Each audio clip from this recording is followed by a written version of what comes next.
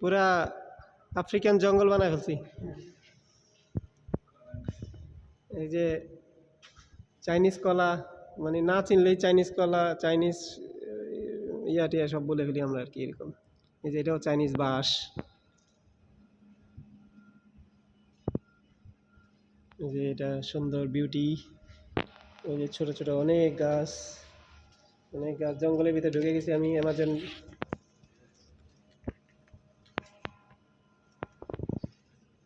এই যে আম গাছ,